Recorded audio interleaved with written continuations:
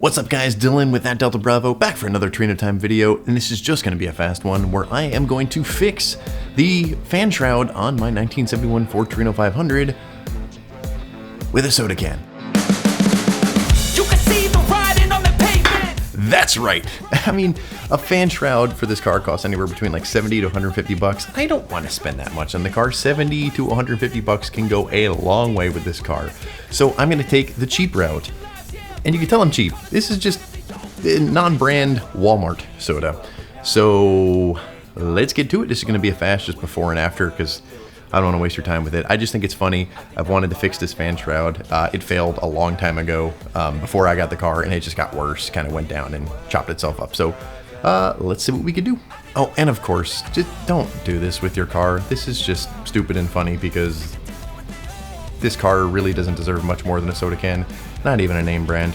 It's also worth pointing out that if you want to replace your fan shroud or repair it, don't recommend repairing it, you have to drop your radiator because, well, your fan's in the way.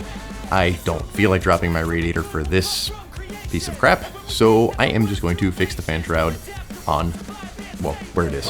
Keeps you up at night, yeah. Make all the demons quiet, yeah. We were built to thrive, yeah. I think that we've all had enough. Keeps you up at night. And with just a drill, a couple zip ties, and glue later, are you ready for this redneck ingenuity at its finest? This is amazing. Let's go look.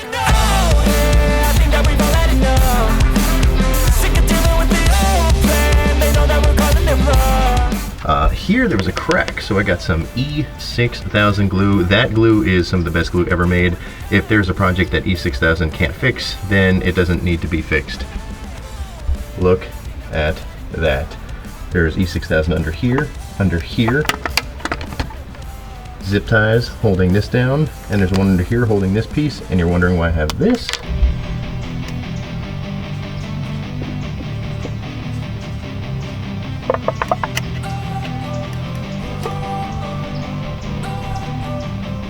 Now no one will ever be confused. Oh, yeah, and zip ties here too. That bolt wasn't doing much. That one's okay. I don't want to point with this. Right. It's not going anywhere. But don't worry, I did it right though. I did sand it down before putting the E6000 on it because I wanted it to actually bind. So yeah, well, you can see sand marks.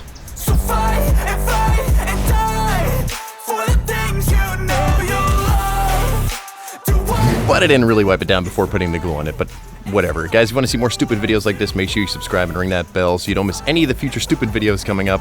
I don't recommend doing this to your car, but I did because, well, I don't care about this car. Thank you very much for watching. Make sure you like, comment, subscribe, and hey, share this video with your friends so they can see some of the stupid stuff that somebody is doing to their car, which should make them feel better about the stupid stuff that they're doing to their car. Thank you very much for watching, and I'll see you on the next video.